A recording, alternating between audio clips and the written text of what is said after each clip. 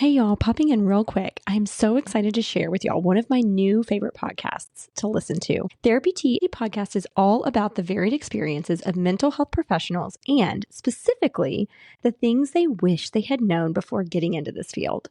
Therapy Tea is hosted by Jasmine and Karen, both LPCs like me, and they interview fellow counselors to discuss all the ways that we are constantly learning and adjusting as professionals in the mental health field. What I love about Therapy Tea is how honest, candid, and really funny the conversations are every single time. While I'm listening, I can't help but constantly be nodding my head and feeling validated about my own experiences professionally. Listen, they don't shy away from telling it like it is. Therapy Tea is the perfect podcast for anyone working in the mental health field right now, and especially for anyone considering getting into it. Karen and Jasmine focus on making the reality of what it's like to work in this field more accessible and relatable, and significantly less mysterious. Therapy Tea podcast publishes new episodes every other Wednesday, and you can find them on Spotify, Apple Podcasts, YouTube, or anywhere you get your podcasts. And I had the pleasure of being on their show where I was able to talk about my not so traditional way of getting into this field. And man, let me tell you, it was just a joy to talk with Jasmine and Karen and to be able to share my story. I'm so thankful for the work that they're doing. And I really, really think that this podcast is so helpful, especially for those in the mental health field, to feel less alone. So y'all go check it out. Subscribe to their feed, Therapy Tea podcast. I promise you, you will not be disappointed.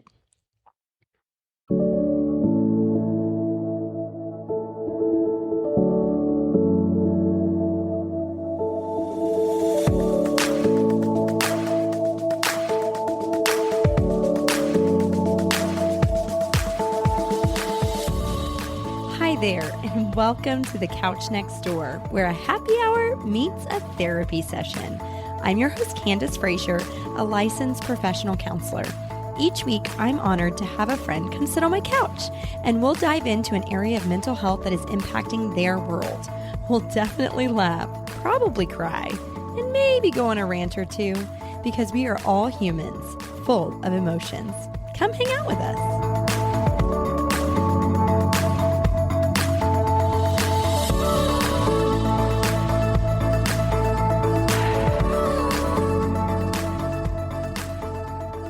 In this episode, we're diving deep into the fascinating world of eye movement desensitization and reprocessing, or EMDR therapy, a powerful approach that helps the brain heal from trauma. Listen, Amy is teaching us today. Amy Thompson is a licensed professional counselor with a private practice in Round Rock, Texas. She's been practicing for over 20 years and specializes in adult women who are struggling with the effects of trauma. Amy guides us on the inner workings of EMDR, how this therapy can lead to meaningful long-term emotional recovery. And she also lets us in on how and why trauma looks so different for everyone individually. And it feels so different for everyone individually. And the reason for this is because every experience is so unique to that individual person. And therefore, there's so many varied factors that affect it. And so we talk about all of that today. Amy walks us through what to expect in a session. Plus, we'll talk about the crucial roles that self-awareness and self-care play in the healing journey. She also is clearing up some common misconceptions along the way because EMDR is not a quick fix. It's a gradual, deeply transformative process that takes time, patience, and trust. Combining EMDR with traditional talk therapy can create a more holistic and sustainable path to mental wellness. So you'll also hear how integrating both forms of care can provide transformational healing. So whether you're new to EMDR or curious about how it might support your own healing journey, this episode is for you. All right, y'all, here's my conversation with Amy Thompson. Amy Thompson, welcome to the Couch Next Door. Thank you. Thank you for having me, Candace. I'm excited to have you, and I'm excited about this conversation. It's going to be, I think, really, really helpful and informative, and happy to have like your expertise and, you know, this little corner of the therapy world that you work in, and you get to inform us on that. So happy to have you. Yeah. All right. Happy to be here. Well, tell us a little bit about you. What are the things that we need to know Amy? Okay. Well, I'm married to my husband, Cole. We've been married about 18 years, I think. I was trying to count it up the other day. We have 2 kids, a 14-year-old daughter, 8-year-old son. We live in Georgetown, and I have a private practice in Round Rock, Texas.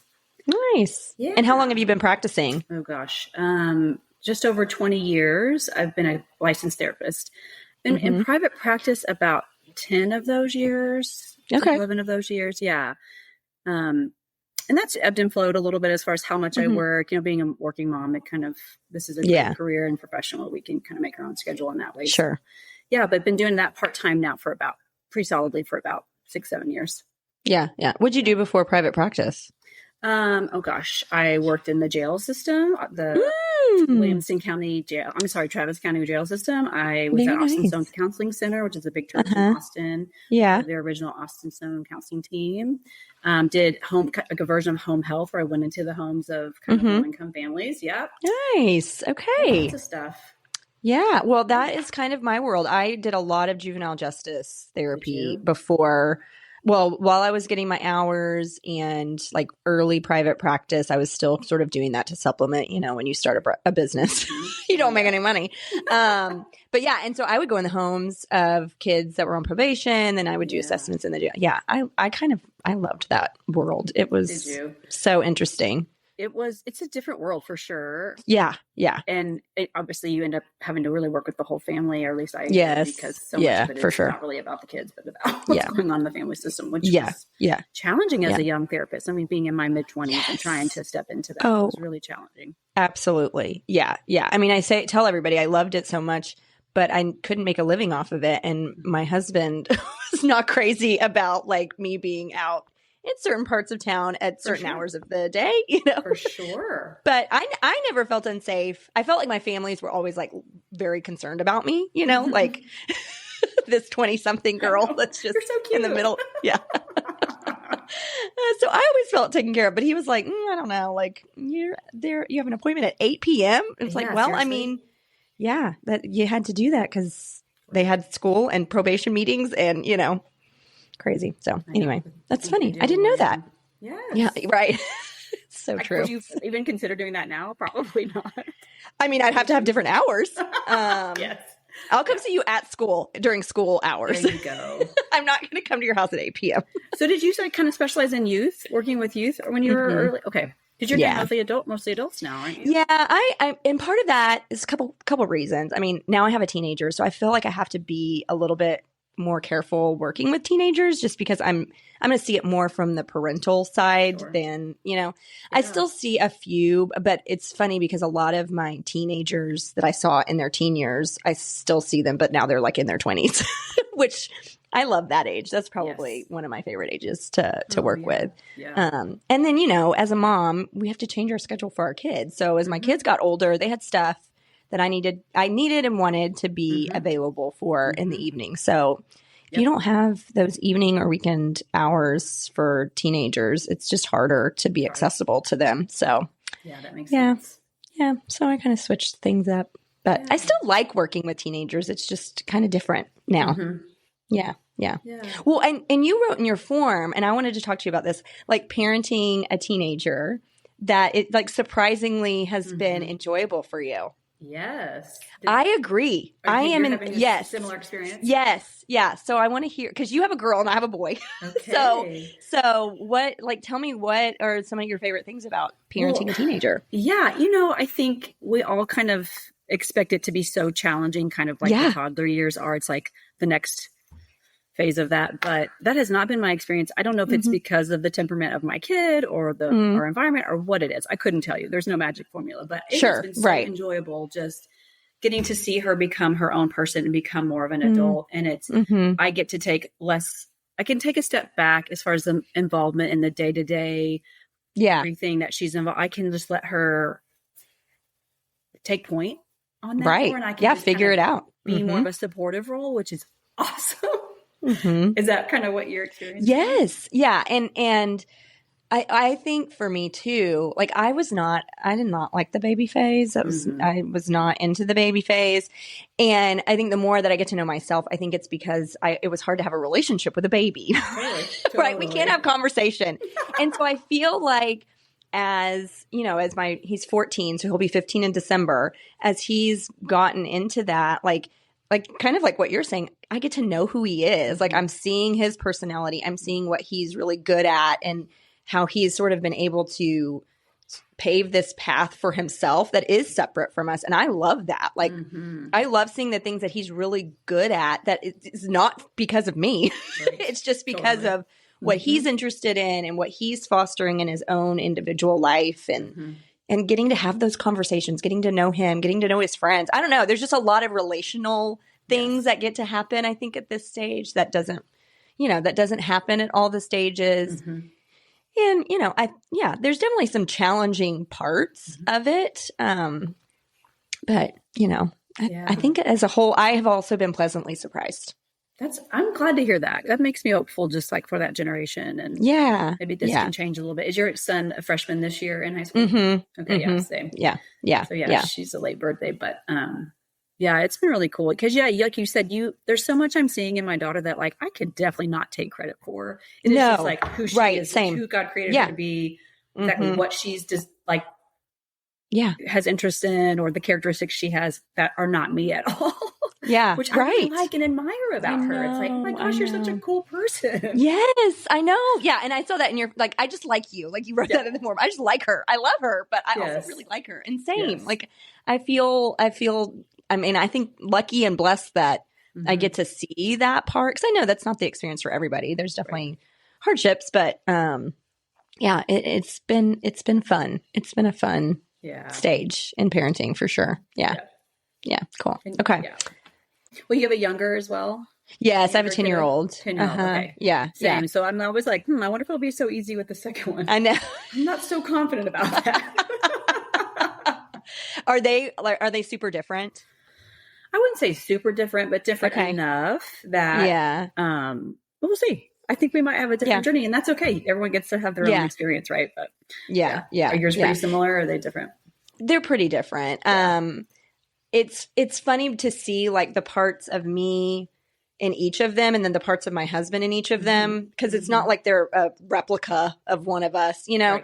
Right. So like my oldest, Landry, he's super laid back. Like he doesn't get excited about anything unless it's competition. He's very competitive like me.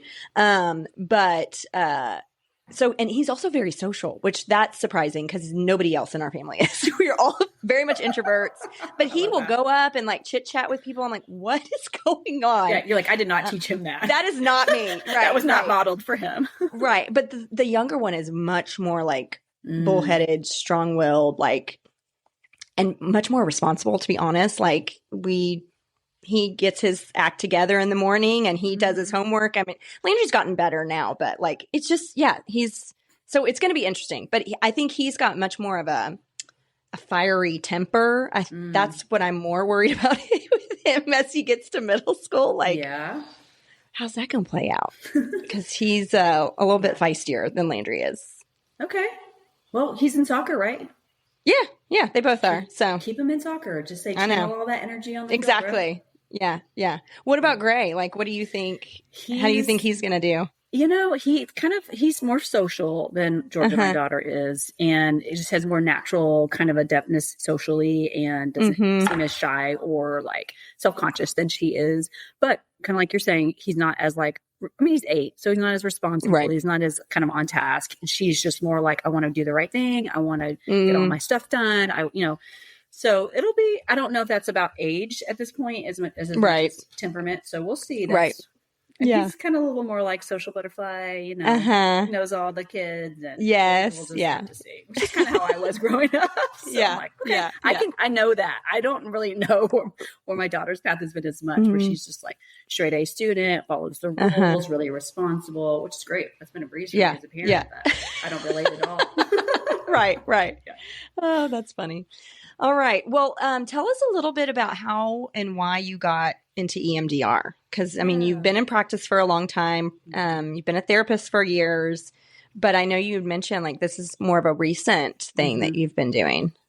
Yes. You know, anyone who's known me as a therapist for any length of time would know, like, Amy avoided working with trauma. So which is funny because when you're a right therapist, you can't do that. Really. Well, and you're an Enneagram 7, which we need to tell people. So, which I told her relevant. I told her before we started recording, I was like, that is fascinating. An Enneagram 7 as a therapist. They do exist. It's kind of the unicorn, but it does exist.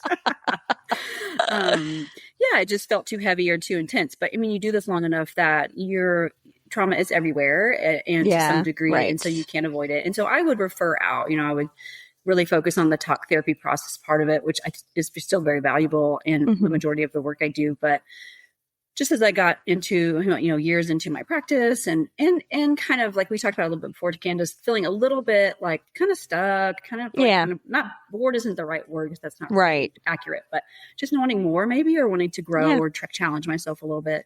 I just kind of to dip my toe because I had a season where I kind of kept referring to EMDR, current clients for EMDR, and really seeing the positive impact. And so I was like, you know what, I'm just going to look into it a little bit more. Yeah. And man, it just was the right time where it just seemed to click. I think maybe my experience level at that point or something, I just was like, this is an amazing tool. And I think it can very easily integrate into my practice I have now. Yeah. And would give me that kind of revitalization of what I'm doing. And it really has. And it's been really powerful. Yeah, that's awesome. I love that. Yeah. So, I mean, even though like initially you thought, nope, this is not going to be my demographic, it really opened your eyes to, to open up your practice in a different way. Yes. Yeah.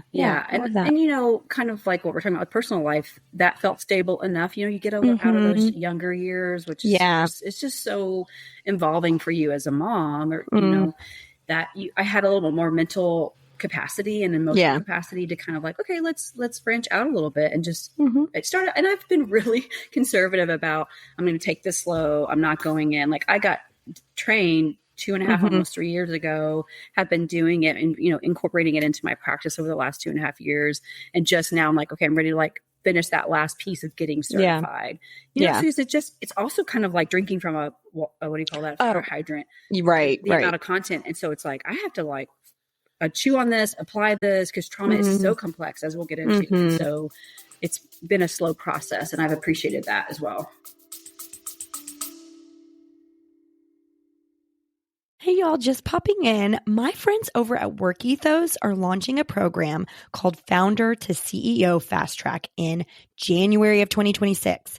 It's designed specifically for women founders who are done wearing all the hats and ready to make their next strategic hire without the second guessing. It's invite only, super high touch, and seriously transformational. If that sounds like where you are right now, I really think you'll want to check it out. It's a 90-day experience starting in early January with weekly live sessions, private consulting, and tools that help you lead, hire, and grow without burnout. I've seen the behind the scenes of this program, and let me tell you, it's not fluff. It's strategic, personal, and incredibly practical. You'll walk away knowing exactly who your first or next critical hire should be, how to delegate without losing control, and what it really means to step fully into your CEO role. If you're curious, check out the link in the show notes to learn more. And if it sounds like a fit, I'd be happy to connect you directly with Marty Munger, the co-founder of Work Ethos, to answer your questions. Yeah. Well, and I like that you said, 'cause this is so true of therapy, that you get into this practice not thinking that you're going to specialize in trauma, but you get these clients in here and you're like, oh, crap, there's a lot of trauma here and they don't even really know it. And we'll dive into that. But I mean, there's usually some trauma somewhere. And so just even knowing and being informed in that particular way, and I, again, think it's so interesting that realization has sort of paved this new path for your work and how you're able to implement that. So cool. Okay. Well, we want to get to know you a little bit better and more. So what is your rant for us today, Amy? Can I be candid about, I told Candace, I was not sure if I want to feel about this. Well, because she's a 7. So it's hard to rant when you're a 7. Well, it's hard. And it's hard to pick up any one topic because at any moment it's something very different that I could feel very passionate about. But I would say the most present and long-standing in the moment is the battle of perimenopause. So let's just talk about that for Amen. a second. Yes. Okay? Let's, You get that? You're there? You are on the fringe of that? Okay. Yes. Yeah, for sure. So what is your rant about what perimenopause? Is my rant? I mean, there's probably a lot of rants. Where do I want to go? Right. So many directions. Yeah. I think I just want to rant about like, I wish I had known more about it before it started. And I think that there's a lot of information now, which is really great. I'm 45, so I'm kind of in the midst of that. But in my early 40s, I think I was starting to change. Things were changing in my body, and I didn't have any information around that. And so I had to do kind of a lot of my own research around it and find new doctors and all the things. And it's still kind of a process of tweaking and tweaking and tweaking. So, but I think, that's kind of a rant. If you're in your mid 30s or into your early 40s and you start to feel funky, know that there's a lot of information out there now that our bodies really change a lot. So I just wish I'd had that to even anticipate. You change so drastically. I mean, we were talking about earlier, even my personality, I feel like has changed a bit and not all necessarily for the worse, but it's just, you don't know what's happening and you don't know why. And everything else has stayed static and stable. So it's like, right. So it's like, what is this? Yeah. Right. It's kind of my rant. I feel like you've got some things you want to contribute to that maybe. Well, okay. So when I think, I mean, my friends and I definitely have this conversation, and there has been frustration in the medical community, like, because, people going to their doctors, friends, clients, self, going to the doctor and saying, I'm experiencing these things. And they'll either say, well, it's too early for perimenopause, because maybe I'm 43. So my friends are also 43. So they may say, well, that's too early. You shouldn't be doing that. But they're like, but I don't feel right. Like, I don't feel right. There's got to be something going on. And so feeling dismissed, that either, you need to get more sleep, or you need to drink more water. And sure, probably. All the things all the time. But that can't just be the only answer. And so that also can be frustrating in women's health, that it's not always, there's not a whole lot of investigating that goes on unless we push and advocate, or like you're talking about, get specialized doctors that know this stuff inside and out, which that's what I keep hearing over and over again, like, find a doctor that gets it. Yes. Because you don't have to feel this way. There is a way to feel better and to feel more equipped to deal with this stage of life. Yes. For sure. Yeah. There's so much more information out there, and absolutely, just from the get-go, just find someone. Like, if you don't know, ask your doctor about it. If they seem a little bit clunky about their answers towards you and they're not really active and informative and advocating for you, find a new one. There's enough out there now. There's enough stuff, information online that is really helpful. So, Yeah, it's good. I know the thing that for me has stood out recently. I've been having hot flashes, I feel like, since my mid 30s. Have you? But like the night sweats. Oh my gosh. Like, and I don't know. It just feels disgusting, honestly. It really does. It feels so gross. I just feel so gross. Yes. I don't know if you had this experience. I had that same experience when I was nursing both of my kids. Like that hormonal disruption. Yes. I remember getting that, like, for super sure, sweaty at night. And then, then it goes away, right? And then it comes back and you're like, wait, I'm having like a trauma response to the fact that my body's responding. Right. But you're 40, so you don't have any context for what's happening in your body. Right. Yeah. Yes. Yeah. But it's just this heat just comes. Yes. Yeah. It's like volcano from inside. Yeah. I didn't know That's I had a really that in good me. description. Yeah. Right. Yeah. Yeah. Well, and just like you were saying too, I mean, just the changes. I mean, even personality changes, our bodies are changing. And it does seem like not that it happens overnight, but it feels like all of a sudden. It does. Your body's betraying you. Yes. How dare it? Like, what is happening? Yeah, you don't really feel comfortable in your own skin in a lot of ways, because all the things that you've been doing that have been healthy choices for your life no longer work. Or right, and it's so much more than even like the hot button, like hot flashes, night sweats, all that. It's also just like fatigue, brain fog, depression, irritability. It's kind of like long-term PMS. Oh, no, absolutely. Your libido crashes, things like that you are kind of more what feel like subset symptoms. They're not always the top top row, whatever. And I was having more of those at the beginning. And so it's like, am I depressed? Do I have autoimmune? Like what's happened? There's so many things that it could be. You don't even need to go there as an option first. Sure. Yeah. Well, and I noticed in your form too, like you mentioned, knowing what your body needs, right? Like your body needs something, especially when we're talking about like exercise. And that's something this year specifically that I've started to notice about myself too. Like, and I think we have to be much more attuned to what our body is needing and not just, well, this is what I've always done. Right. And so I just need to keep doing that. Well, it's either not working or I just don't like doing that anymore. Right. Both Probably more of the latter. Yeah. I don't do that anymore. I just don't care anymore as much. Yeah. And I think that is the advantage to this stage of life too. I just don't care as much. Right. That is a major plus. You kind of lose your, Yeah. Kind of. Yeah. For sure. No, I'm similar. I've always been kind of a workout girl. I loved it as much for mental, emotional health, really equally than physical health. Same. As well. But, and like would be kind of one of those like kind of hardcore, not hardcore like I'm a gym crazy or something, but like if I'm going to work out, I'm going to make it count. So I want to work out hard, like high intensity, right? Really tax my body. And now it's like I have to slow that way down because I'm going to pay for that in a different kind of way, later, right? So really having to learn as a 7, we're not super great about being present in our own body. It's like, what's next? Keep moving, exciting, adventure. And so, really having to kind of learn to tune in daily around how does my body feel? How did I sleep? What does my energy look like? So true. Yeah. Which is a good practice, really. I mean, you're being forced to do it, but I wish I could have learned it earlier, but here we are.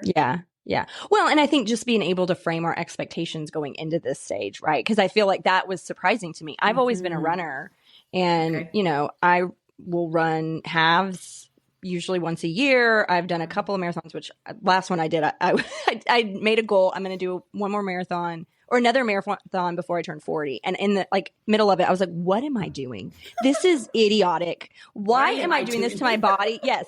Yeah.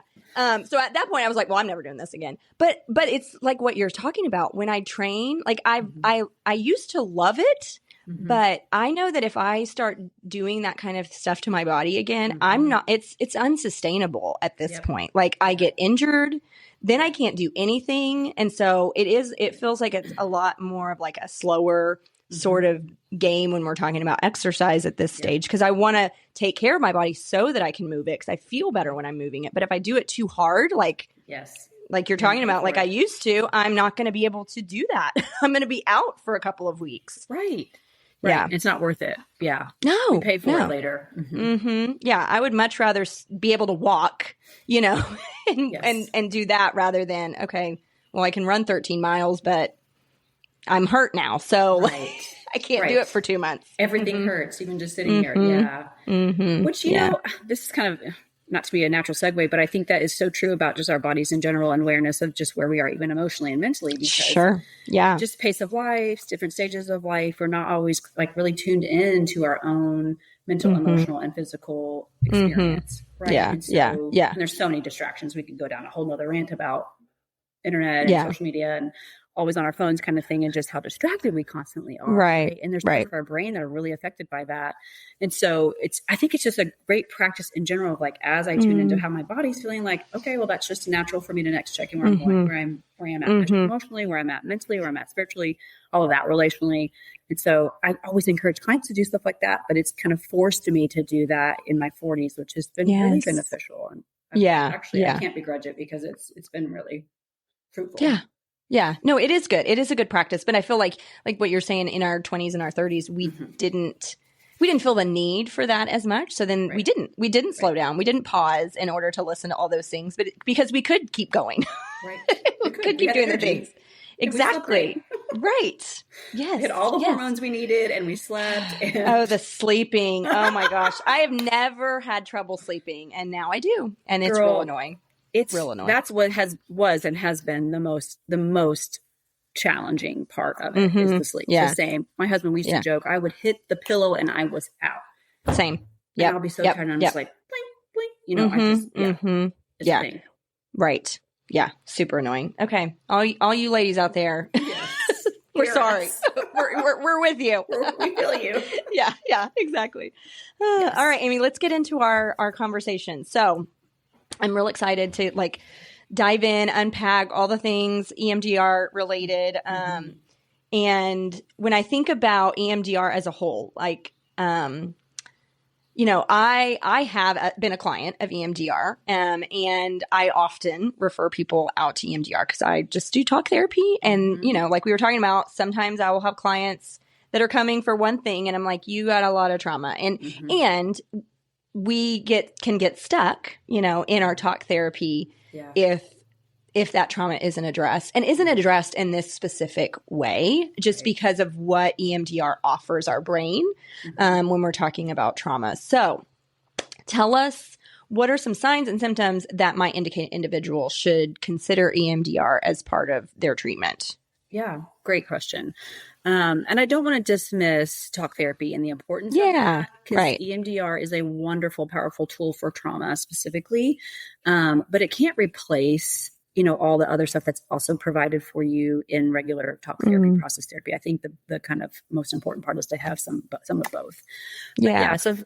So for people who are maybe already in therapy or have had some therapy or maybe haven't at all, but just kind of feel like I've tried all the things and there's just still these like really stuck points in my life, like either feeling stuck in certain emotional responses I have, even like cognitive, mental thought patterns that I can't seem to rewire or undo. Symptoms seem to just flare up, like anxiety, depression, anger, stuff like that, panic, that kind of seem to come out of either not nowhere, but just I can't control it. It feels uncontrollable. And those are kind of be some good red flags, because some people have really high awareness of their own story and even some of their own trauma. And again, we want to help everyone understand that trauma does not have to mean classic PTSD textbook. You meet all these requirements. That is, it's kind of like a spectrum, like so many things in life. There's a spectrum of trauma. It's more about how you experience a really challenging event, right? And if you have the opportunity and the support to process that effectively. A lot of us have at least some of that. Yeah. Right. And so a lot of us know a lot about our story and have an awareness of it. And it's like, well, that's in the past. I don't really feel like it's like, okay. And that's probably true, but I wonder if there's some things that are happening today in life and you feel like you're kind of having an overreaction to that. Let's look at that, because it might be connected to something 15 years ago that never had a chance to fully resolve. Let's just look at it and see if we can help clear that up a little bit. Yeah. Well, and so I like how you said that, because two people could experience the same thing, but if one person had, the ability to process it, the support, whatever, the impact that trauma had on that person might be different from another person that maybe didn't have those kind of resources at their fingertips during that time. And so I think it's really important for people to notice that, to not compare. Yes. Right? Yes. Because it doesn't mean that either you're doing it right or doing it wrong. It was just your experience, and your experience is yours. It's nobody else's. And so just noticing that, can, I think, help guide people to this maybe next step if they notice that they're feeling stuck in an area. Yes. I'm so glad you said that, because it's such a tendency of all of us to compare our experience to others. And everything, I hear this so common. Well, it's not as bad as so-and-so, or it's not like such and such happened to me. Well, I mean, first of all, you're dismissing yourself and you're minimizing your own experience. But exactly, every experience is so unique to you and has so many varied factors that affect it. Yeah. Right. And so we have to just kind of try to set that aside and just look at, hey, we just want to look at your authentic experience. And for whatever reason, it's gotten kind of stuck and locked up. And let's just focus on that, letting that have a chance to get cleared up, rather than why me and not that person. We can get kind of stuck there a little bit. Yeah. What do you recommend as far as like when somebody's ready? So these are like the signs and symptoms. But I also know from personal and professional experience, it's intense. It is different from talk therapy in that you're going in to do this work. Like, we're not going to chit chat about, your work stressors or your parenting stressors. You're going in to target the trauma. And I know that it's a progressive process, and we're going to talk a little bit more about what that whole thing looks like. But I mean, how do you know that somebody's ready to do that work? Yeah, it's a great question because it is a important factor that we have to look at if we're going to consider EMDR, because first and foremost, you want to assess just like their level of stabilization. Are they feeling generally stable in life? Do they have support? Right. Does work feel pretty stable? Does family life pretty stable? Not perfect, but not a constant intense stress or flaring things up for you. And so that's where I think it's such a helpful tool, because if that stuff's happening, let's just do some great therapy first. Let's just do some talk therapy first, or you do some of that work first with someone and then come to me. That's what I like too, is this option of you maintain your therapist for support and processing and all the things that are going on in the day-to-day life. And then you come to me and we'll target this one area once life feels stable enough to do so, because it is very disruptive. EMDR can be very disruptive. It's controlled and it's monitored and it's protocoled and structured in the sense that like we will manage that, and we have all kinds of strategies to make sure that it stays as stable as possible. But if you think about what we're doing, we are consciously and willfully walking back into the hardest parts of your life. Right. Yes. In a safe and controlled environment. So that's the way to do it. But that is going to feel to some degree disruptive. And we will track like how to pace that out and what support looks like for you uniquely in that process. But yeah, so to kind of answer your question, Candace, is life in general pretty stable? And if someone is coming in and it's not very stable and they're needing help, and it's like, we know trauma is a piece. Wonderful. Let's work on getting some regulation going first. Before we push you into the deep end here. Right. Well, because I think this is good. I think EMDR has become much more of a household concept. I think a lot of people are talking about it in a really, really great and wonderful, powerful way, because I think it does do amazing things to our brain when we access it. But I don't want people to think, oh, I know I've got trauma, or I know I feel stuck, or I know all these symptoms and signs that Amy's talking about. That's me. I want to set the expectation of this is intense. And you kind of have to know that, right? Like you kind of have to know that going in, because you are doing the work. And like you said, you are agreeing and willfully going into the hardest parts of your memory bank so that you can rewire those memories. And so that is real scary. And, and when I explain that to clients, when I kind of feel like they could be a candidate for EMDR, I kind of walk that with them and just kind of paint the picture of, okay, it's going to be very different than what you and I do in here. And you're going to go in there and it's going to be targeted, and you're going to be talking about these things and walking through that again. And so if you don't feel ready for that, that's okay, right? Like maybe what the work we can do is get you ready for that, because, I can say, I really think I think once you do it, it's going to be so good for you. But I guess my point is, I don't want people to jump into it, get scared, get intimidated, and then say, nope, it's not for me. I think we need to set expectations of what the process is like, because if you have been through trauma, it will be very helpful to you, but you have to kind of know what to expect and be ready for that. Like you said, have those regulation strategies, have that support, and know what you're kind of getting into. Absolutely. And even being an EMDR therapist, you learn to, like, we talk about EMDR being more than just the eye movement parts of it. Right. It's so robust. It's so many different phases, but the first two to three phases is all of that, making sure a client is really ready. And part of knowing if you're ready is really fully understanding what we're going into. So so anyone that would be referred to me, we're going to spend time on me. Even if you've told me this client's ready, I'm going to assess them myself. Talk through it at length about, it's kind of like a major surgery. Like you need to be involved. You need to know that this is going to be serious. We are going to be quite invasive, and it's going to be really good in the long run, but it's going to have quite a bit of a process to it and a healing recovery process to it, right? That kind of thing. What's amazing about EMDR, and I can say this very truthfully and honestly to clients, it is very efficient. And as I love it. I love that. It is amazing to me how quickly, once you get into the actual EMDR sets, how quickly that can happen. And so it's like, it's intense. And there should be naturally like a little bit of nervousness about that, but it's like, trust the process that it actually moves pretty quickly. Yeah. No, I think that's what's amazing about it. Your brain is, it's like how our bodies are like want to heal. Our brain wants to heal. So it is like kind of, once you are at a stable enough place, your brain is just ready and it goes for it, which is amazing. Yeah. Well, and I think you even described it in your form. It loosens the stuck parts of our brain. And I love the picture, the imagery of that, because, you know, I think especially in our trauma brains, like things are held so tightly and we can get stuck in those patterns that just aren't working for us. And so to be able to open that up and loosen, you know, that tightness, it just opens up so much opportunity for healing, right? Yes.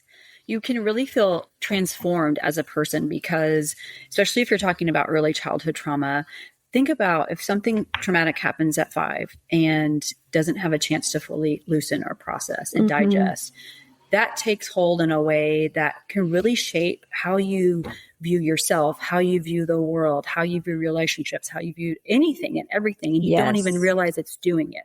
It's like it's kind of, I hate to use the word taints, but kind of tainting that all of those processes to some degree. And we aren't even really aware of it until you know, decades down the line. And you're like, why do I keep feeling this way about this thing? Or, you know, keep reacting in this way to this person. Yeah. So, And so it's so helpful because it's almost like you get a chance to kind of be more purely who you are meant to be without that sense of stuckness or lockdownness or like I'm hindered in some way. Yeah. Right. Well, and those patterns get, you know, I mean, if it's an early childhood thing, like that just becomes, like you said, who you are and how you operate. You don't even recognize that it could be something different. It could be something more because that's just your automatic response. That's just what you've always known. Yes. Because it quite literally, we can now see, because we have so much knowledge and advancement around brain stuff, neurology, it literally hardwires in your brain. And then how you understand things like attachment and bonding and relationships, all the things that make us human and make us uniquely ourselves. Right. It's affecting that and hardwiring on that. So it's amazing to have this tool to get to kind of unlock that and give your brain a chance to rewire. And it does really quickly. It's amazing. Yeah. The brain is amazing. It really is. Like fascinating. Right. If I were to do it again and I had, maybe if I wasn't a 7, it's like I would go into neurology. It's just so fascinating. Yeah. It's so interesting how we are really so fully connected, all of it, you know? Yeah. Okay. Well, tell us, it's that segue to talk us through the science part of EMDR. Like, how does this work? What does that look like? Like, what is really happening to us when we're going through the EMDR process? Okay.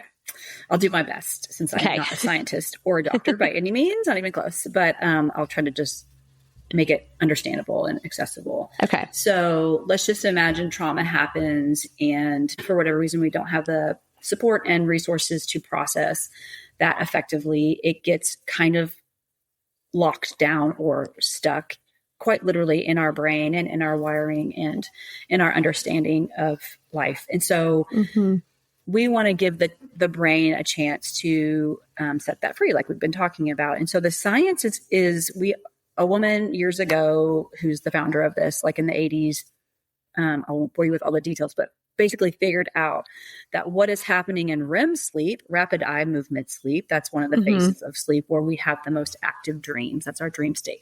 That is when we are kind of processing the things of the days and months and years. Right. Okay. They seem so strange because the pieces of it that we can sometimes remember the next day, it's like, what was that? Yeah. But sometimes if someone's had trauma and they have nightmares or flashbacks kind of in that state, it's like trying to push that processing through and it can't. So she figured out that we can mimic the process that's happening with REM sleep while you're in awake state. So we're not hypnotizing anyone. We want you to be consciously awake. But with the eye movement, so you set it up to where you kind of get back into that mental, emotional space of that trauma.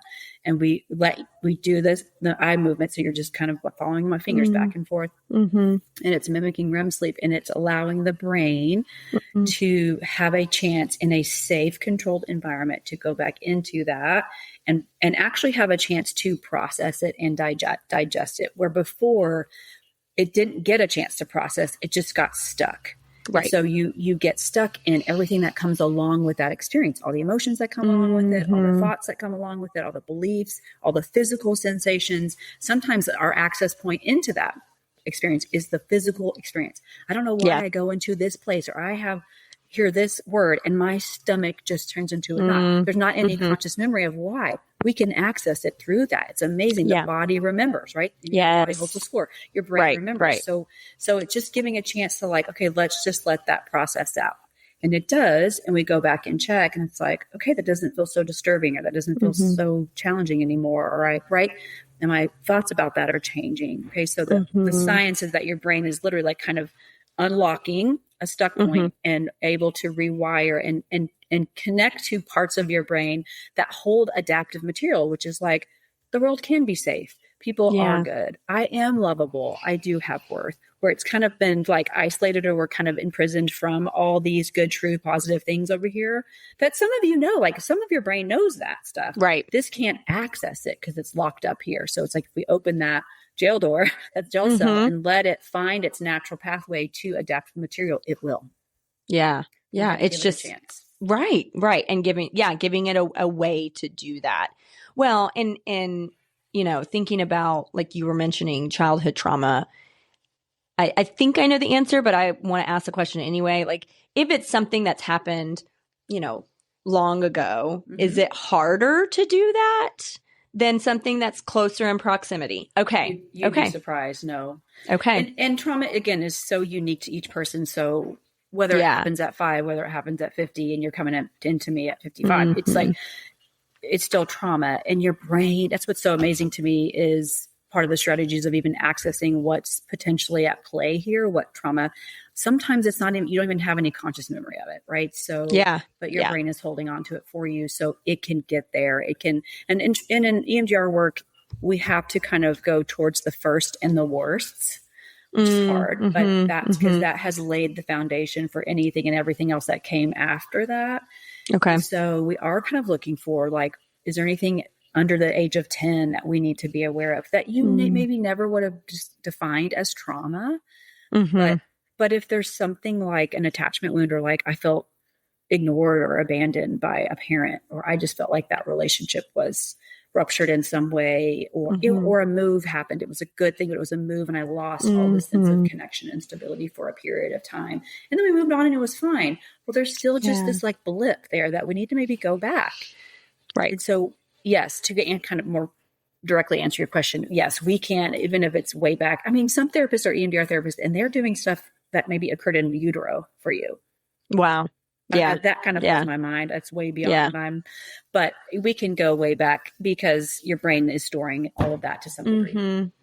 Well, and it's moldable, right? Like, and you know, this is what this strategy, this technique does, is it loosens that up. So like what you're saying, doesn't matter when it happened. Right. It's empowering your brain to loosen up those stuck parts, to give it an option to adapt to maybe a different part of your brain that can say things like the world is safe, or people love me. Yeah. Yeah. Right. Yeah. Really interesting. So interesting. It really is. It's so crazy. So in the process, when I went through EMDR as a client, what my therapist did was, we first talked about like a trauma that I could easily identify as a trauma, but it didn't feel traumatic to me. Right. Okay. And then we progressed to like the actual trauma I was there for. Is that how you do it? Is that how most people do it? Or yeah, I mean, you're going at it from multiple, directions in that. What are they bringing in? Like, what's causing them to want to come in? There's probably some type of symptomology that's coming. Right. Right. Anxiety, anger, depression, whatever. I can't sleep. I'm having nightmares, whatever. So we're looking at symptoms, and then we're looking at general timeline. Like, what are they aware of in their own personal history from birth to now that has been either traumatic or challenging? And so we're getting a history, we're getting a full context of that person while being aware of symptoms. With those symptoms, what are kind of your internal narratives? What are your personal beliefs that you're holding that maybe aren't helpful and maybe aren't actually true? So we're just kind of assessing and kind of information gathering about all of those things. And what's so wonderful about EMDR, it's so like kind of robust in that even if we think it's about this thing that happened at 10, we'll look at that and we'll identify that. But if it doesn't So two things. We can start there. And if it doesn't seem to be clearing like we want it to be clearing, we have techniques to just search for something that was maybe earlier that doesn't seem at all, maybe even logically connected or a reason. We have a way to kind of go back a little further and just kind of ask your brain, ask your body and your experience, is there maybe something earlier that you just hadn't even realized? And my experience is every time we can find something. Yeah. Yeah. Well, and so is that loosening things up for them to be able to identify that? Is that, or is it just like, let's really focus in and work backwards to find that other piece? Maybe both. Maybe both. I think just like what we offer in therapy in general around a safe space and an openness to our own self and our own story is there and present. So that's really valuable. I don't want to minimize that. And just the kind of strategic and direct way we ask and go about looking back, the body just tells us and is ready to tell us most of the time. If we are just listening and tuning in. Yeah. Yeah. Well, and that's why EMDR is a place to do that, because again, you know what you're going into in a sense, right? Like, you know that that's what you're going in to talk about, and having that intention. I don't know. I don't know. I think for me, and I think for clients too, if they're going in with that intention, they're much more attuned to that, right? Like, they're going to be listening to those parts of their body that cue them that they're having a trauma response. And you know, a lot of times they may already know that piece, right? And so it just gives a space for them to really just focus on that in the time with you. If you're helping them in that process, like the work you're already doing, Candace, around like awareness, language for it. Yeah. Okay, this is my response to things. Let's figure out why that response is there. And we can start to identify, okay, where that started. Like, what's the origin story of that kind of maladaptive thought pattern or emotional reaction or whatever, or overreaction maybe. There's already kind of like, they're gaining awareness and insight into themselves around, okay. And then once you have all that already laid out, it's like, okay, I wonder if you could hold all that and just let your brain kind of think back to maybe when that happened in an earlier state. And almost every time they're like, oh, here, I remember this. Yeah. Yeah. It's almost like, okay, let's start with the present and know what you're aware of now and work backwards and try to remember when maybe one of your earlier memories of when you responded that way. Yes. Yeah. Because I mean, a lot of times there's traumas that happen when we're adults. So we're not always talking early childhood stuff. Right. And so that's a little bit different, because if they'd had a pretty stable upbringing and there's what we call like a single event trauma, like they get into a horrific car accident or something, and then they're like, I can't drive. I'm too afraid to drive, or I can't go through that same intersection again. And so we're not, I mean, we still do the work, but we figure out there's nothing that's like unprocessed before this 25-year-old's, experience in the accident. Right. But we kind of make sure that we make sure there's nothing there. Sometimes it is just about, I had this horrific thing happen to me and I can't seem to move forward. We can do that. So then it's just about what has happened more in the present or modern day for them. Yeah. Yeah. Okay. So what about misconceptions? Like you said, we're not hypnotizing people. I've definitely heard that. Like, what are they going to do to me? So what are some misconceptions just for people to be aware of? I love that. So first and foremost, I'm not hypnotizing you. No one should be, if they're saying they're doing MDR, should be hypnotizing you. We're not erasing any of your memories. Okay. We're not allowing it to be removed from your conscious memory. It's quite the opposite, actually. We very much want you to stay conscious in the present. We actually have to watch for that and track for that, because when we're talking about trauma, we can very easily get lost in that. And we don't want a client to get lost in that trauma. We want them to be very much present in my office with me. In part of the eye movements, yes, it's like initiating the memory networks in your brain, like REM sleep does, but the actual fingers in front of their face keeps them in the present. They have to focus on, it's kind of like, it's called dual attention. You're paying attention both in the present and you're paying attention to what's happened in the past. And I am tracking as the therapist to make sure they're still at least partially in the present with me. Then if they're not, we are going to stop and we're going to ground and we're going to talk about, hey, do you feel the couch? Do you hear the air? Do you hear my voice? Where are we? Right. We want to make sure you stay. We don't want you to get lost in that trauma, because that's going to be more like a trance state, more like a hypnotic state, excuse me. Yeah. And we don't want that, because we're trying to actually stay present and have our conscious brain because that's where your adaptive material actually resides, and you need it to catch it. You need it to get there. We use the analogy of the train a lot. We want to get on the train and the train track so we can get from the stuck place and leave it and find the adaptive material over here. Right. So, yeah, so we're not hypnotizing you. You stay conscious. We want you to be very present. What else? What are some other things that maybe you hear that clients are, we've already kind of touched on, like, it is intense. Like, it is intense. It's not a quick fix. It's, it is effective, I will say. Right. I'm more of a believer every time I do it. It will work. It will. It just is so unique to each person. It may take a little bit of time. It's not a silver bullet in the sense of, like you said, you can't just walk in and do EMDR and you're done. It's not like I'm giving you an adjustment like in a chiropractor. Yeah. You're not adjusting your brain and then you get to go about your day. I think people need to realize you need to have time and space to be able to give attention to this.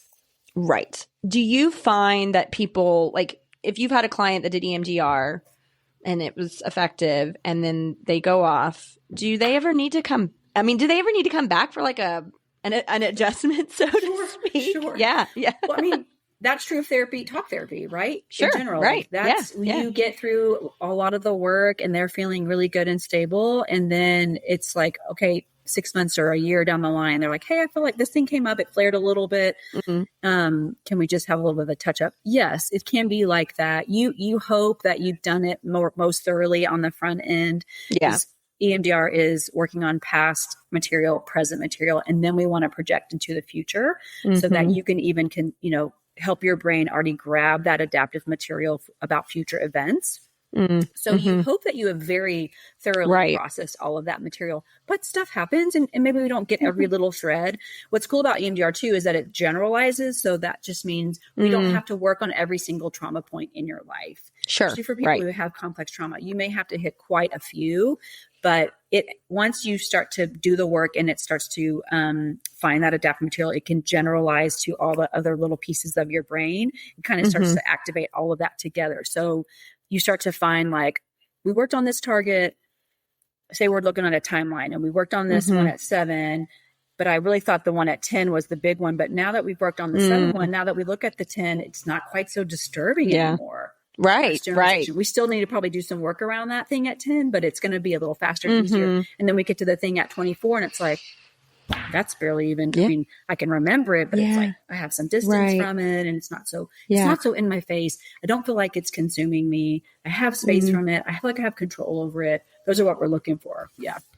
Well, and it is like a buildup of the skill, the strategy, or whatever our brain is doing, right? Because then you get to that trauma that maybe is closer in proximity and realize, oh, like I don't feel the same as I used to. And it's because of the work that you've done here. Yes. Yeah. So cool. And that builds in a sense of success for the client and momentum because especially when we're talking about complex PTSD or you've had early childhood trauma and then maybe a stable period and then something else happened as an adult that, dysregulates you and creates all that to surface. And maybe the harder thing, because you're more consciously aware of it, is the thing that's closer, like more in your adult life. You can build in that sense of, hey, this works. So I know that we have to walk back into this really hard thing. But remember how we did that and how you felt before and then how you have felt afterward and how that has been consistent. You're right. It's like you can help the client recognize this is hard. This is hard work that we have to do. We have to, like I said, face the hardest things that we've ever experienced in our life. But I mean, I have to kind of provide a sense of like, trust me. Initially, oh yeah. But then they can literally trust the process. Trust the process. They've done right. it, and can help them face that really hard stuff. Yeah. Yeah. And for sure. I mean, and it sometimes takes time. But sometimes we can clear some stuff in a session or two. And sometimes, have clients even currently that it's months of work because it's just hard stuff we're having to work through. Yeah. Yeah. Yeah. I think some of the most exciting and powerful moments when I think back to clients that I have referred to EMDR and then came back when we'll be in session and talking about like maybe just something that has created a certain response for them in the past. And they go, why am I like, it's almost like, why am I not more upset about this? Yes. Like, I feel like I should be much more anxious. And it's so funny because I'll just kind of like give them some space and they'll say, that's probably the EMDR. And I'm like, Yeah. probably. Yeah. It's just I don't know. It's so cool to even see that light bulb moment for them when they're expecting a certain reaction and they realize that they don't have it because of the work that they've done. It's so amazing. I love it. It is so amazing. I had that just the other day. I had a client, we were kind of just wrapping up EMDR and she had some stuff come up, normal stuff in life. Yeah. And she's talking to me, basically describing how regulated she has stayed. Yeah. Right. But kind of like, I'm not sure if this worked. And I'm like, well, here's what I hear you did do and you didn't do. And that seems different than what I have from my notes from 2 months ago. She's like, right. Yes. I stayed calm and I stepped away. I mean, all these things that she can now feel capable of doing. Because in talk therapy, we talk a lot about skills, right? Of strategies to help you cope or whatever. Resolve conflict, all the things that we do, all good, valuable work. But if you can't access that because trauma is blocking you from that, it feels so defeating. It's like, I want to be able to do that, but my brain's but they don't even have the language to say, but my brain won't let me do that. And then on the flip side of it, oh my gosh, I can still, you still have to use the skills. You still have to, it doesn't solve all your problems. You still have to make choices that are healthy for you and your relationships and stuff, but it allows you to do that more effectively. Right. Well, because I mean, what I notice in clients after they've done EMDR, they are listening much more to those body responses. They're recognizing those cues and knowing what that's attached to because of the work that they've done and the trauma that they've processed. They realize, oh, that's a trauma response. When my heart does that, or when my muscles do that, or whatever, I know what that is. Yes. And they're also able to say something like, but I'm not going through the same thing, right? Like they're able to decipher this isn't the same sort of situation that's triggered that before, and then able to use the skills and access that. Exactly, because even as you're describing, not only do they have awareness of it, they have language for it. It's not hijacking their brain. They have a sense of control over it, and I can manage this rather than it's managing me. Yes. Yeah. Oh, that's good. That's really good. Okay. So, I mean, we've kind of already talked in a roundabout way how EMDR supplements talk therapy, but I'd like to hear a little bit more. And I mean, because you do talk therapy and EMDR, so how do you as a therapist maybe even assess or present, the idea of integrating EMDR with your own clients if they come to you for talk therapy? How does that work? It's been an interesting integration process since I already had an established practice. Right. I was learning EMDR. And so now, I'll kind of work my way backwards. So now when I have a new client, I'm always now looking at it from more of an EMDR lens, or more of a trauma lens, I should say. Yeah. And knowing that I have this tool that we can use and can be really effective. It's not going to replace talk therapy and building rapport and hearing the story. All of that's still part of EMDR. But now I have that kind of lens by which I'm looking at any new client. Similarly, all the clients I have already had established, it is kind of going back through the pieces that we have worked on that maybe still feel like there's work to do, or it still feels like a little bit stuck, or just like, I just don't feel enough progress in this one area and there's some frustration there. Well, let's go back and reevaluate it and use this tool now. Yeah. And some clients are a little bit hesitant, and that's okay. And it's an ongoing, what we call an ongoing informed consent, where I'm never going to force this strategy on anyone, obviously. And we're going to talk a lot about what it is and what it can offer you while we're still doing lots of good therapeutic work. Like it's not my only tool. It's just one. And so if anyone who's listening, it feels like, I think I need some therapy. I think I have some trauma we can start slow. It doesn't have to be a fast process. We don't have to jump right into that. We want to make sure you feel really firm around your understanding as much as possible with that, what that looks like. There's a lot of things we can do to just kind of prepare a person for the actual kind of trauma processing steps, which is if it's an 8-step process, if that's 4 through 7, there's a lot of other steps and work that we can do that's beneficial to the client and helpful and therapeutic and all of that. Yeah. Yeah. Well, and you sort of, you present differently when you're doing EMDR than talk therapy. How is that for you? Yeah, that's interesting, especially when it's they're being referred by a therapist just for EMDR, which I really value that. I mean, I love it all, but that's to some degree, I really love that because they already have that established support and have already done quite a bit of work. And so it's like they're primed and ready to go, and we can, a direct way, like jump right into it. Like, hey, so this is going to be very different, not very different, but somewhat different. I mean, it's still me. It's still, I don't change my personality necessarily, but because EMDR is much more structured and the therapist really wants to take a back seat in a lot of ways and let the brain take control. And we're just kind of monitoring and providing structure and some little bit like, we don't actually want to interact as much. We don't want to have too much talk therapy in the middle because it's getting to a different part of your brain and we want to stay in the memory part. Right. So so I have to explain that to clients, especially who have been with me for a while. And so it's like, it's still me. It's still the same feel. It's just, I'm going to have a little bit different role. And I quite literally have to like change where I sit. Oh, that's good. Okay. That makes sense. Yeah. I mean, I kind of have to, because you can use buzzers, or people sometimes have a light bar that you follow with your eyes, but I like to use my hand, which is about a foot from that client's face. So I have to be sitting pretty close, offset to them. And so I have to move. The chair I typically sit in is too big to move. So so it's like, it's almost like that allows us this like shift. So you sit in a different chair, not only for like proximity, but that probably helps to like represent, okay, we're doing something different today. We're doing something different in here. This is different work. Yes. That's so fascinating. I didn't really catch that initially, like the need to do that, but how much it does help just kind of pivot into a different. I bet. Because even with the EMDR clients, even if they're just coming in from EMDR, we always spend a little bit of time just like, how are you? What's been happening in the last week? Sure. Like, I'm always assessing for like stability and like, how's your processing been since the last session? Because you do an EMDR session and in the time between the next session, your brain will continue to process and digest that information along with other stuff that may be connected to it. So we are also tracking what have your symptoms been like, because to some degree, depending on the situation, symptoms can worsen. We want to be aware of that and tracking that and offering support for that.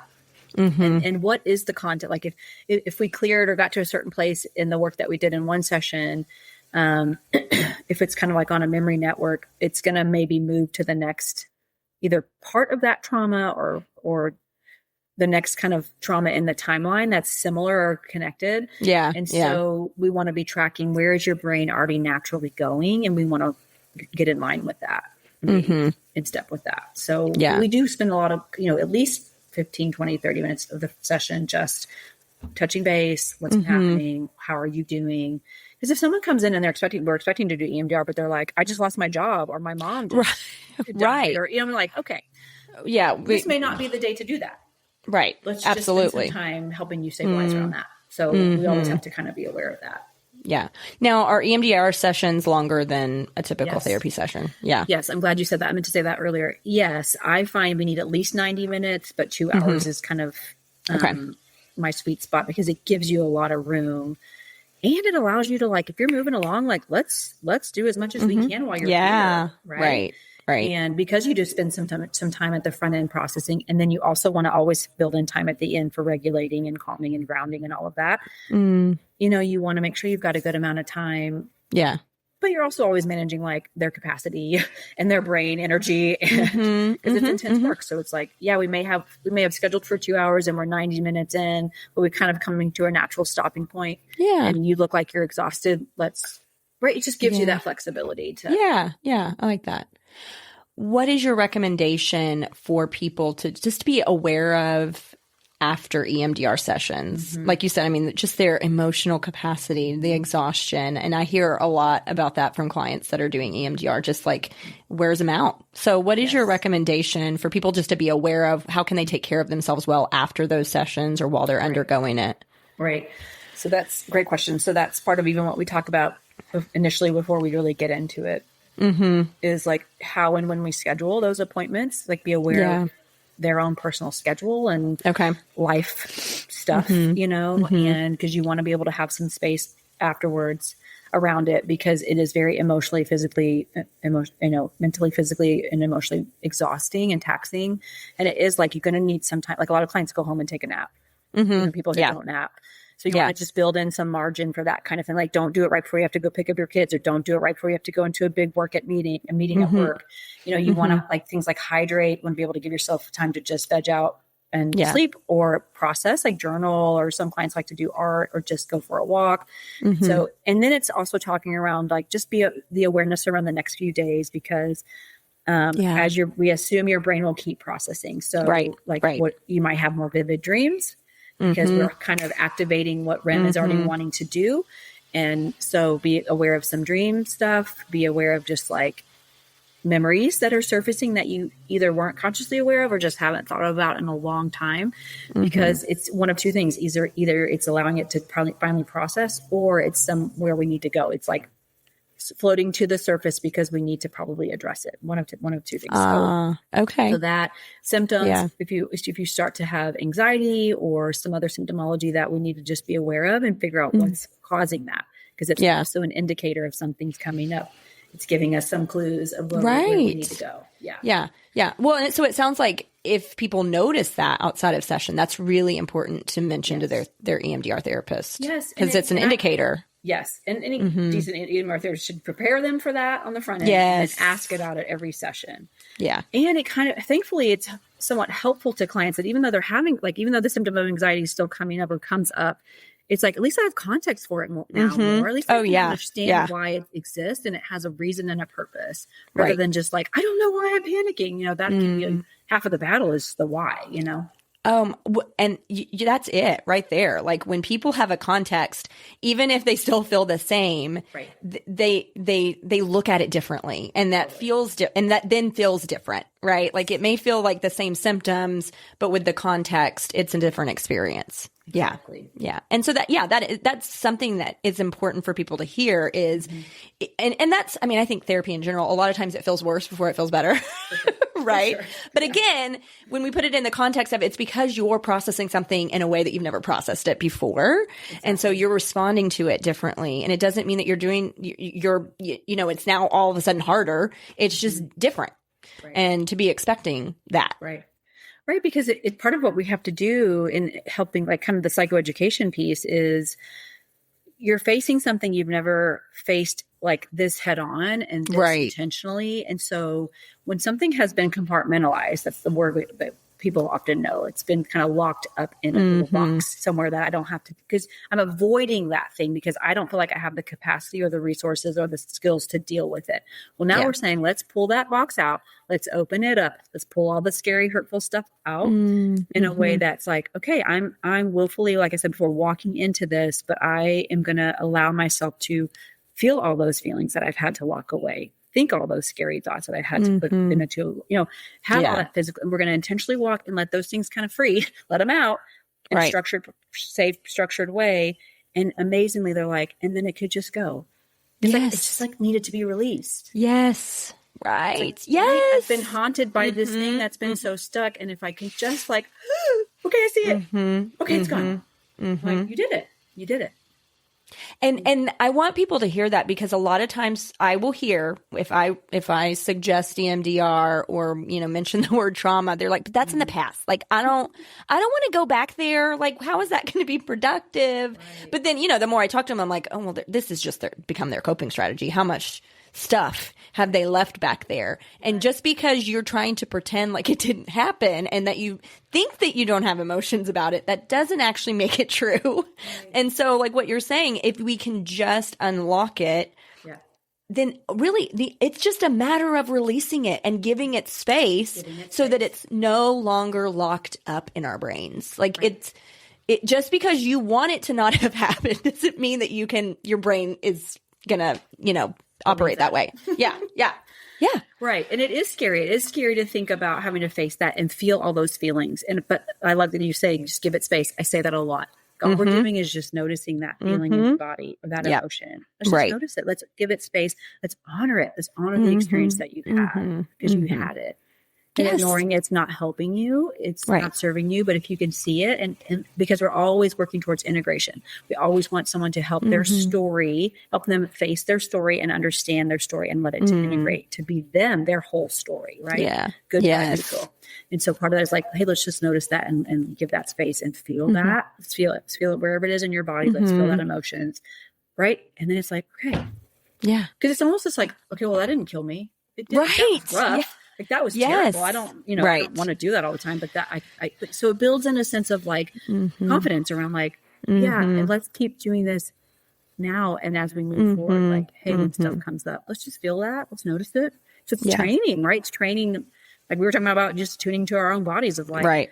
okay, I gotta feel this. We're kind of masters, I think, as Americans, maybe, I don't know, globally, but I think Americans, especially, masters of just avoidance and shutting things out and distracting ourselves. Yes. Right. But then I'm like, why do I have all these physical ailments and why am I sick all the time? And why am I anxious and I can't sleep? Right. It's like, okay, well, let's explore that. Well, and I think what you're saying too is like our emotions don't have to be intimidating, right? I think they often can be for people that have tried to avoid them and pretend like they aren't there. But looking at them as informants, it is informing you of something. Yes. And information is power. And so when you know what that information is, then a lot of times we can find something for you to do about that. Absolutely. And that feels good. Whatever that thing is, it at least feels good to know that there's something I can do. And sometimes it's just giving space to it, like you said. Yes. Because we really try, one of the strategies we use when we're like wrapping up a session and we're trying to ground and calm and all of that is the strategy called containment. And it's similar to compartmentalization, but it's different in that compartmentalization is avoidance, which actually is coming from a place of powerlessness, right? I feel like I have any power over that. That is so scary to me. I cannot even look at that. Where containment is, I'm aware of this thing that is very disruptive to me and very disturbing to me. I'm aware it's there. I'm trying to work on that. I don't want to do that right this second. So I'm going to contain it for now. Yeah. And I'll choose when I can engage with that again. Yeah. I don't want to engage with that right now. Right. So it starts to give you a sense of empowerment around you have awareness of your own story, that it's there. We're not just locking it away and we will get to have some choice around when that, because the more you feel like you have some choice, it doesn't feel quite so like panicky and anxiety inducing around like, I have no control over this. Let's start to practice some control over it. I like that word. I haven't heard that explained in that way. Okay. So I like that. Containment. Because I will use the word compartmentalize, but but then a good way. Right. The positive way of that. But you're right. Like compartmentalizing usually is avoidance. But containment, I like that is like a different word for a more, I don't know, a healthier version of that. Sure. Yeah, that makes sense. Because there is so many things that come up, emotions and stuff that's like, that feels unbearable to me right now. But there's something different about like, oh, I don't want to deal with that. I'm going to ignore that versus like, I see that. I'm aware of that. I know it's there. Really disruptive. I don't feel like I have the capacity to engage with that fully right now. So I'm going to tuck it away for now. But it's that's a way that I can access. And that's a way to honor and take care of yourself well. But we have to acknowledge it. Ignoring it is not taking care of ourselves. Acknowledging it and saying, for another time, like I know it's there. I see it in the corner. And I just can't, I'm just choosing, right? I'm choosing not to do that right now. Exactly. Yeah. Okay. Yeah. All right, Amy, anything that we didn't touch on that you think? I feel like we did really good about covering everything. Can you think of anything that we didn't get to? I mean, gosh, we covered most everything. And the only thing I'm just kind of one last thought around for someone who's listening and just feels a little bit either stuck in their own journey or feels like maybe even they tried EMDR before and it didn't work or it wasn't helpful for whatever reason. I just want to encourage that person to not to give up on themselves and their story. Yeah. And there is resolve for you out there. And call me and I'll help you find a good therapist. It doesn't have to be me, right? Let's find you the support and the help that you need because you deserve to give yourself that gift of feeling free from all of that. Yeah. Yeah. What is the best way for someone to find an EMDR therapist? I would specifically look for, EMDR trained is kind of the base level and that's good. That's what I am now. And I'm, working towards certified. So I would say look for an EMDR certified therapist. I would look for the years of experience that they have. Okay. I also think just like recognizing some of the other modalities that they might use, like attachment or, some of those things that just kind of help reinforce this whole, like what trauma is. It's not always just like this event that happens to us, but sometimes it's even just relational trauma where is sure broken and that in and of itself is traumatic. So any good experienced therapist who's been licensed for years and is certified in EMDR, I would trust look for. Yeah. Okay. All right. Yeah. Well, what about self-care for you? What do you do to take care of yourself well? Well, currently it's attuning to my body to see what kind of exercise to do and not do. That's right. Yes. I mean, really, that's a big piece. I mean, yeah, I even though I'm a 7, as I just am a mom and an adult, it's like my energy is a precious resource and we have to be protective of that. Right.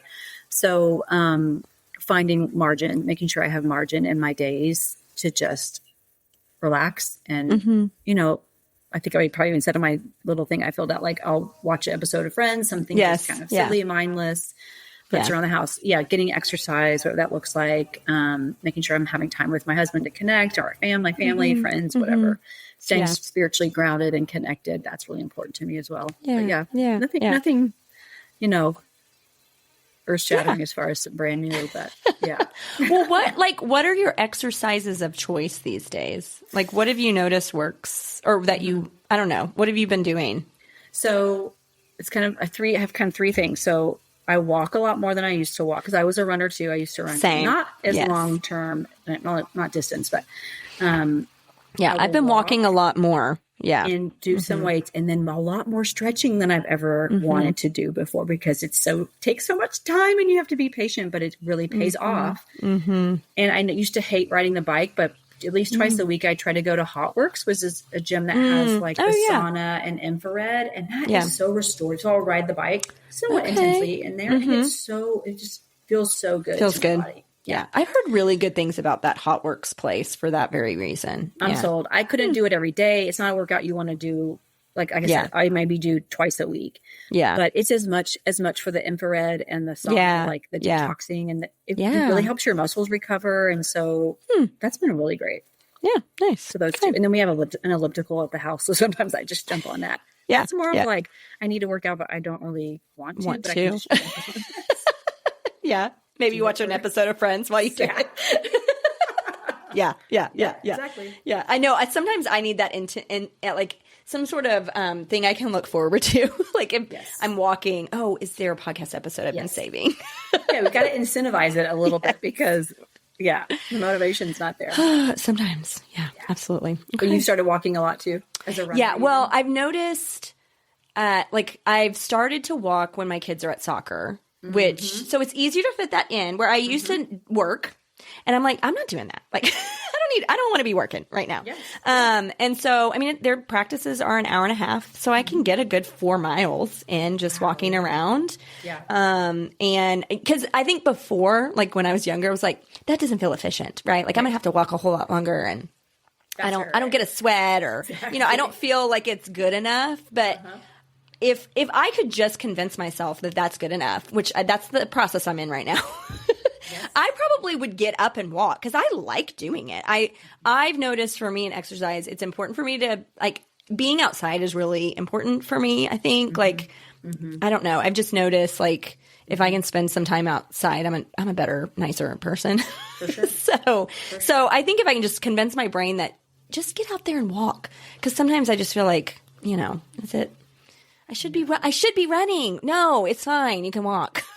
So I'm in a process of convincing myself of that. I might just be like one step ahead of you in that, just briefly, because it's convincing myself that my body actually doesn't need the adrenaline and cortisol push that the hard workout. They don't. It actually is more damaging to my body now than it was at 30, 35. Right? But when you've done it for decades, though, it's like, I want that, like, that endorphin rush, right? And all and the challenge, and I'm not interested. Interested in that anymore. Much on the other end, right? Yeah, so true. That's a whole mental shift. Yeah. Well, and the weightlifting, I've tried to be a lot more cognizant of that piece, because we need to at this age and as women, and because I know when I would run, I would have no muscle, like, because I'm just running so much. Right. And so, again, like, my body's changing as a result of that. And so that's, interesting. It is interesting. I love all those funny memes for, like, us in the 40s. It's like, eat protein, eat fiber, lift weights, walk with the weighted vet. It's like, I can't do all these things. It's too much. Can I do one? Sometimes. Exactly. Yeah. One a day. Yes. There you go. All right, Amy. Well, thank you. Thank you so much. And educating us. You had so much good information. I hope people are encouraged.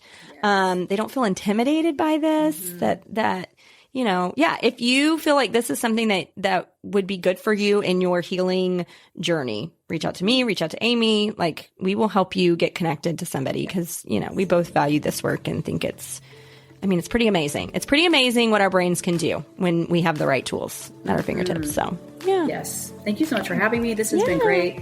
Hopefully, same. I just hope people can hear it's really accessible and a really helpful tool. Yeah.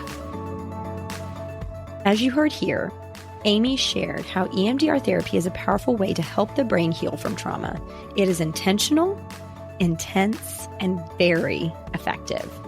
I hope today's conversation helped you to understand not just how EMDR works, but also the importance of patience, self-care, and finding the right therapist to support your healing journey. Y'all, remember, healing takes time, and it's okay to move at your own pace. Whether you're exploring EMDR for yourself or supporting someone else, awareness is the first step towards transformation. I loved the language that Amy shared with us regarding the difference between compartmentalizing and containment. Listen, words matter, and this was so helpful to hear that distinction. And remember, the power of your story and your experiences matter. No comparison, people. We're not doing the comparison game here, especially when we're talking about trauma.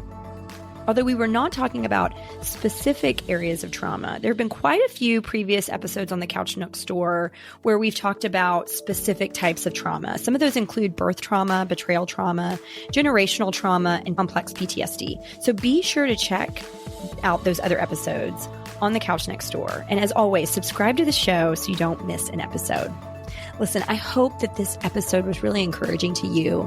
The thing that stands out to me, first of all, is that humans are so resilient. And secondly, our brains are so powerful. So remember that, folks, as you go forward, remember that you have that power of healing within you. And it's just about finding the right tools to help. The information included in this podcast does not replace that of your own professional therapy. If you believe you are in need of professional assistance, please reach out to the medical community in your area. The Couch Next Door with Candace Frazier was created by me, Candace Frazier, graphics by Jason Frazier, music by Josh Bissell. You can find the show notes and affiliate links on CandaceFrazierLPC.com. Click on the tab podcast and you'll find all podcast related content there. I'd love to connect with you on Instagram. Find me at Candace Frazier LPC. Give the show a rating or review wherever you listen to podcasts. This really helps get the show to more listeners in the world, and I would be so grateful to see what you all are loving. Until next time, show kindness to yourself and those around you.